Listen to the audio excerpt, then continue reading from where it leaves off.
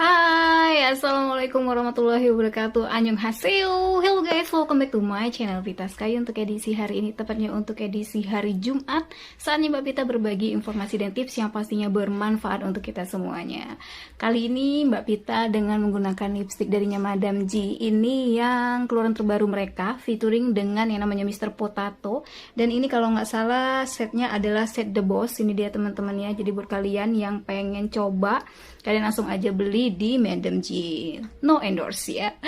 Nah, sekarang kita akan membahas tentang, untuk edisi Jumat kali ini kita akan membahas tentang tips aman pilih skincare untuk kalian yang punya masalah dengan kulit sensitif. Banyak teman Mbak Vita juga yang punya masalah dengan kulit sensitif. Seperti apa? Kita langsung aja ke videonya.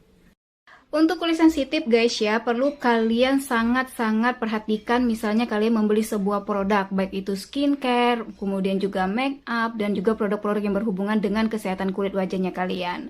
Untuk yang sensitif, ada 3 hal yang perlu kalian lakukan atau ketahui dalam memilih sebuah skincare atau mungkin juga make up dan lain sebagainya. Yang pertama, kalian harus memilih yang namanya gentle skincare. Jadi untuk kalian yang punya masalah dengan kulit sensitif, gunakan pembersih wajah yang memiliki pH 5 sampai dengan 6. Tidak mengandung parfum, tidak mengandung pewarna di dalam gentle skincare-nya, dan tidak yang namanya membuat wajah menjadi ketarik atau tertarik.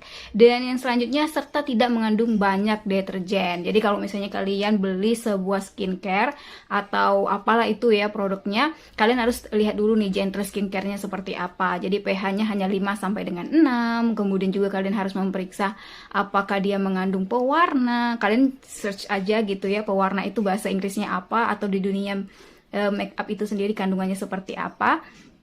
Lalu kemudian jangan lupa untuk tidak mengandung banyak deterjen serta tidak mengandung parfum. Jadi diharapkan kalian memilih gentle di skincare-nya itu adalah yang tidak mempunyai bau-bau gitu ya teman-teman ya. Baik itu bau wangi atau mungkin juga bau yang kayak mengandung apa gitu ya. Karena sebenarnya untuk yang sensitif ini sangat mempunyai hal yang bisa menyebabkan wajah kita menjadi kayak alergi, kemudian juga timbul brutusan dan jerawat. Itu yang pertama.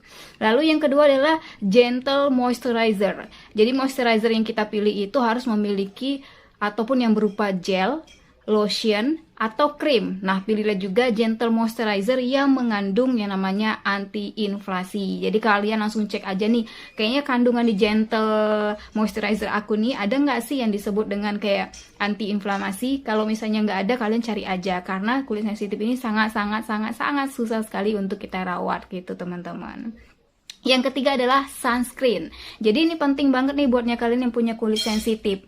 Harus yang namanya menggunakan sunscreen. Nah, caranya adalah pilihlah sunscreen yang SPF-nya 30. Kemudian juga dia bertekstur ringan, ada mengandung lotion, kemudian juga pertimbangkan kandungan mineral sunscreen-nya, seperti ada nggak titanium, dan ada zinc oxide ya. Kemudian juga agar tidak mengiritasi di wajah kita, tidak menimbulkan komedo, tanpa pewarna dan parfum, serta mudah dibersihkan. Jadi kalian harus cari yang namanya sunscreen yang seperti itu, terutama yang berbentuk lotion ya teman-teman ya, tidak disarankan untuk yang lainnya, karena memang kulit sensitif ini sangat apa ya, bisa dibilang kayak yang namanya sensitif ya. Jadi kalau misalnya ada yang nggak cocok, dia langsung ada efeknya kayak brutusan, jerawatan, kemudian juga mungkin juga ada bercak-bercak hitam dan lain sebagainya. Jadi kalian bisa gunakan 3 tersebut, gentle skincare, kemudian gentle moisturizer, dan yang terakhir adalah menggunakan sunscreen. Dan jangan lupa juga untuk cek juga kandungan yang bisa menyebabkan kulit kita sensitif. Nah, misalnya kalian perlu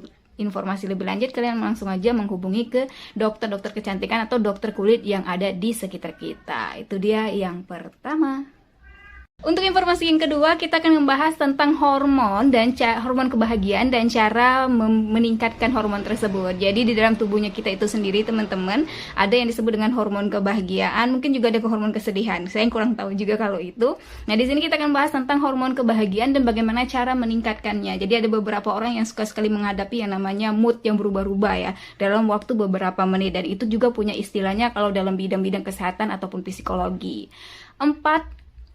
Hormon kebahagiaan dan cara meningkatkannya. Jadi untuk kalian yang mungkin udah dengar istilah ini, mari kita simak seperti apa cara membangkitkannya atau meningkatkannya.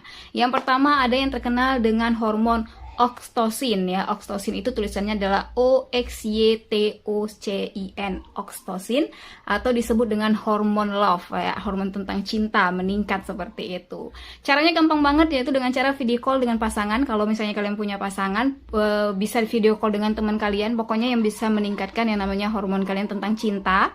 Lalu yang kedua, main dengan hewan peliharaan. Nah, di sekarang ini banyak banget Mbak Vita lihat hewan peliharaan kayak kucing, kemudian juga ada yang pelihara anjing, sampai ada yang pelihara harimau kayak Alsan ya.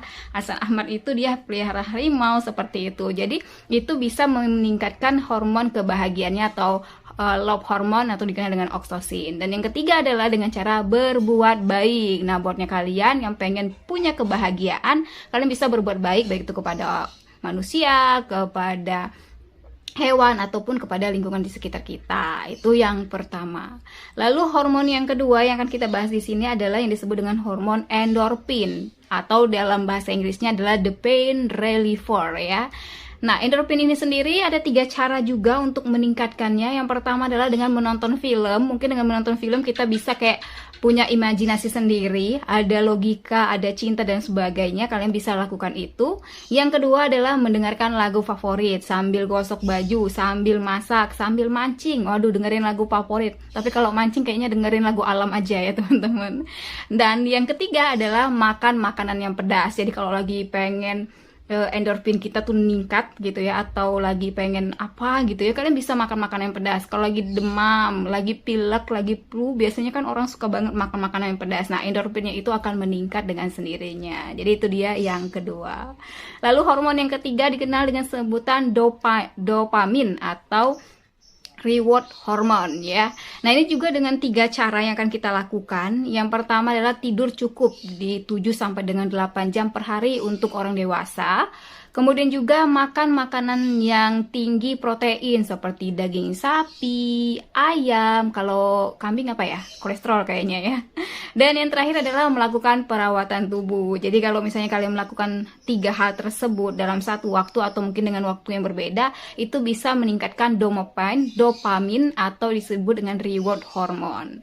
Dan yang terakhir ada yang disebut dengan serotonin atau serotonin ya, atau disebut dengan the mood stabilizer. Nah, ini yang sering terjadi dalam kehidupan kita sehari-hari dan ini sangat tidak asing ya, umum sekali.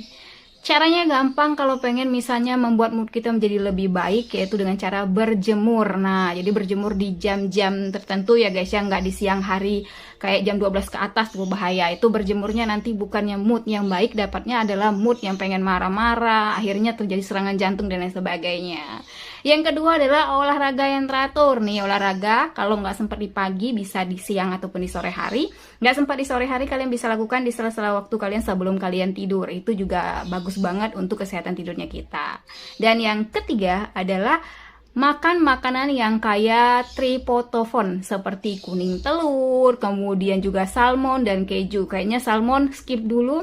Kalau kuning telur bisa kita lakukan dan juga keju bisa kita lakukan. Tapi nggak semua orang suka makanan-makanan tersebut. Kalian bisa pilih makanan yang lain yang kaya dengan triptofannya gitu teman-teman. Jadi ada 4 ya. Yang pertama tadi ada oxytocin atau love hormone. Yang kedua ada endorfin atau dikenal dengan the pain reliever. Dan yang ketiga ada dopamin atau yang dikenal dengan reward hormone. Dan yang keempat adalah yang disebut dengan serotonin atau the mood stabilizer. Jadi ada 4 hal tersebut dan bagaimana cara meningkatkannya. Dan itu semuanya sangat penting untuk menjaga kesehatan yang ada di dalam tubuhnya kita. 2 informasi udah mau kita bagi untuk kalian semuanya. Terima kasih dan sampai jumpa lagi di lain kesempatan. Wabillahi taufiq wal hidayah. Wassalamualaikum warahmatullahi wabarakatuh. See you next time and dadah. Bye-bye.